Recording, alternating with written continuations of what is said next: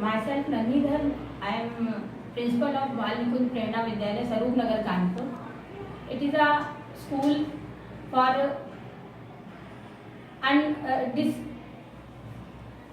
poor backgrounds child. इस school में वो बच्चे पढ़ते हैं जिनके पेरेंट्स की बहुत ज़्यादा आर्थिक स्थिति अच्छी नहीं है और जो ज़्यादातर अनपढ़ हैं, तो वो इस स्कूल में पढ़ते हैं। शुरू में ये स्कूल एक पेड़ के नीचे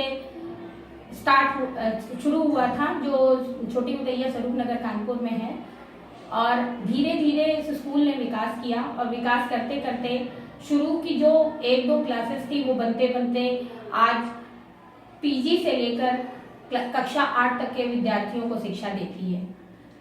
इस स्कूल का उद्देश्य ये है कि जो भी बच्चे हमारे नीचे स्तर के हैं, जो हमारे जिनको अच्छी शिक्षा नहीं प्राप्त हो पाती है, उनको बहुत ही अच्छी शिक्षा क्वालिटी, बहुत अच्छी शिक्षा की क्वालिटी उनको दी जाए, जिससे कि वो और पब्लिक स्कूलों के बच्चों की तरह आके कंपटीशन में पार्टिसिपेट कर सकें और समाज में अपनी एक जगह बना सकें।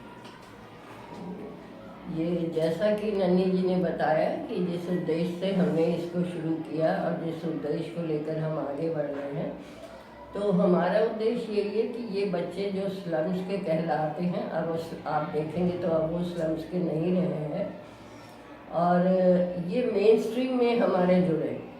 ये नहीं कि हम उनको थोड़ी सी एजुकेशन देके और फिर छोड़ दें, जैसे कि हमारे गवर्नमेंट स्कूल्स वगैरह में होता है या और जगह भी होता है, छोटे छोटे स्कूल को दिए तो जो कुछ हम दें वो इनको पूरा दें। इसीलिए अभी हमारी एक बिल्डिंग बनी है जो बहुत अच्छी बनी है और काफ़ी उसमें खर्चा आया है, तो आप देखेंगे तो बहुत अच्छी बिल्डिंगें भी शायद उसके बराबर न बैठेंगी।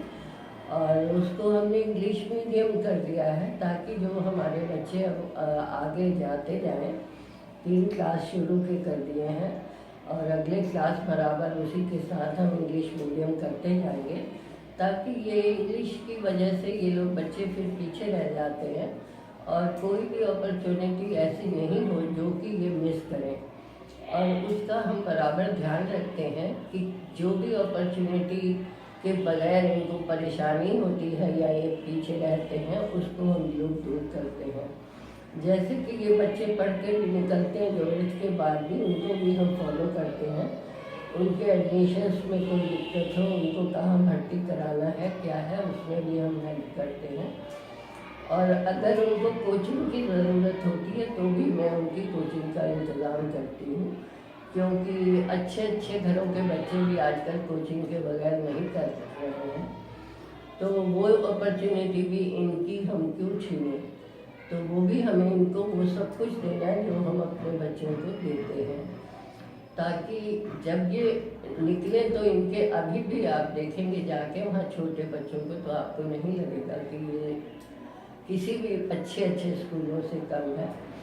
और उसी तरह की शिक्षा भी इन्हें देने की कोशिश कर रहे हैं, ताकि ये जब निकले तो इनको ये नहीं लगे कि हम अलग कहीं हैं, ये मेन स्ट्रीम में ही एक साथ जुड़ते चले जाए। किसी भी कंपटीशन में बैठ सकते हैं, किसी में भी जा सकते हैं इंजीनियरिंग में, और बैठ भी रहे हैं। अभी से स्कूल के एग्जैक्ट बच्चे तो नहीं बैठे हैं, लेकिन जो हम मेरे से रिलेटेड हैं और बच्चे जो और भी बच्चे मेरे साथ जुड़े रहते हैं, तो वो इंजीनियरिंग में भी इंजीनियर भी हो गए हैं। 1-2 बच्चे, एक इंजीनियरिंग में पढ़ भी रहा है, वो हमारी टीचर का बेटा है। तो पूरा पुरुषार्थ हमारा ये रहता है कि अगर किसी को पढ़ना है और पढ़ सकता है तो उसको कोई भी तकलीफ बीच में आके हर्डल नहीं होनी चाहिए। जैसे हम अपने बच्चों की दूर करते हैं, वैसे ही हम उनकी भी दूर करते हैं। तो ये बताइए पिछले 1 साल की क्या हाइलाइट्स रही, क्या क्या डेवलपमेंट्स हुए, अपडेट्स क्या रहे? हम लोगों ने जैसा कि बता रहे हैं कि वो नई बिल्डिंग बनी है 1 करोड़ 20 लाख की, तो बहुत अच्छी बिल्डिंग बनी है, बहुत अच्छा फर्नीचर, हर तरीके से बहुत अच्छी है। वो बच्चे तो पेड़ के नीचे पढ़ रहे थे, जब आपने पिछली बार देखा होगा, उसी वहीं सामने पेड़ों के नीचे पढ़ रहे थे। तो अब 8th क्लास हमारा उधर चला गया है। यहाँ 5th तक हमारा है junior high school, junior primary है। तो 5th तक ये हमारा यहाँ रिकग्नाइज है, पहले से ही हमने इसको रिकग्नाइज करा रखा है। और अब 6th 7th 8th हम वहाँ पर उसको रिकग्नाइज कराएंगे। और नर्सरी क्लासेस जो है प्राइमरी सेक्शन वो भी वहाँ पर चल रहा है। और इंग्लिश मीडियम के टीचर्स भी हम लोगों ने रखे हैं बच्चों के लिए, ताकि वो शुरू से ही उनको लैंग्वेज की तरह इंग्लिश को भी सब्जेक्ट नहीं, खाली लैंग्वेज की तरह उसको अडॉप्ट कर सकें। आप लोगों ने कोई नई एक्टिविटीज़ शुरू करी, कुछ डेवलपमेंट किया करिकुलम में, टीचिंग में, जो स्टूडेंट्स को आप एक्सपीरियंस दे रहे हैं उसमें पिछले 1 साल में क्या क्या इम्प्रूवमेंट्स स्टूडेंट्स के पॉइंट ऑफ व्यू से आप लोगों ने किए? जैसे sports, arts, culture, last year हम लोगों ने स्पोर्ट्स डे का आयोजन किया था बड़े पैमाने पर। इसके अलावा अलग अलग क्लब के जो सदस्य हैं वो आते हैं और बच्चों में जैसे पेंटिंग कंपटीशन करवाते हैं और राखी मेकिंग कंपटीशन कराते हैं, ये जिससे बच्चों का हर तरह से विकास हो। पोएम कंपटीशन आयोजित कराते हैं जिससे कि बच्चे उसमें पार्टिसिपेट करें। अभी पिछले महीने हम लोग का एक जीके कंपटीशन हुआ था जो यूपी लेवल में हुआ था, तो लेकिन उसका अभी रिजल्ट नहीं आया है, तो उसमें हमारे बच्चों ने पार्टिसिपेट किया। तो हमारी कोशिश ये रहती है कि बच्चे हर तरह से उनको एक्सपीरियंस मिले कि किस तरीके से तरह तरह के कंपटीशन होते हैं और उसमें वो पार्टिसिपेट करें, जिससे उनका सब। कितने टोटल स्टूडेंट्स हैं आपके दोनों स्कूल में मिला के? 425 करीब। अच्छा। और जो आप देखेंगे कि कई बच्चों की प्रतिभाएं बिल्कुल अलग हैं। जैसे कि बहुत से बच्चे इतने अच्छे आर्टिस्ट हैं कि आप बैठे तो छोटे 4th 5th का ही बच्चा था वो, आप बैठे आपकी पूरी फोटो बना देगा बैठे बैठे सामने। तो आर्ट में भी हर सब्जेक्ट में कोई ना कोई किसी चीज़ में जो बहुत अच्छे से कर सकते हैं। और सबसे खास ये बात जो इन लोगों में है वो ये है कि इनमें शक्ति बहुत है, स्ट्रेंथ बहुत है। हम लोग के बच्चे जल्दी से बीमार हो जाते हैं, काम मेहनत के काम नहीं कर पाते हैं।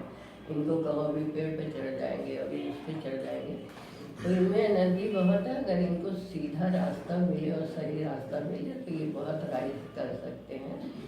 थोड़ी सी अभी परेशानी यही है कि थोड़ा सा घरों का एटमॉस्फेयर भी इन लोग का अभी थोड़ा थोड़ा फर्क तो बहुत पड़ा है, लेकिन थोड़ा थोड़ा और जैसे कि एक जनरेशन। तो इनके पेरेंट्स को किस तरह से आप इन्वॉल्व करते हैं स्कूल में, एजुकेशन में? हम लोग अभिभावक दिवस पेरेंट्स मीटिंग का आयोजन करते हैं महीने में। और अगर कोई बच्चा जैसे अपना वर्क ठीक से नहीं कर रहा है या रेगुलर नहीं है, तो उन बच्चों के पेरेंट्स को स्पेशल अलग से बुलाते हैं और उनसे बच्चों को कहते हैं। हमारे यहाँ बहुत कम ऐसे बच्चे हैं जो रेगुलर नहीं है।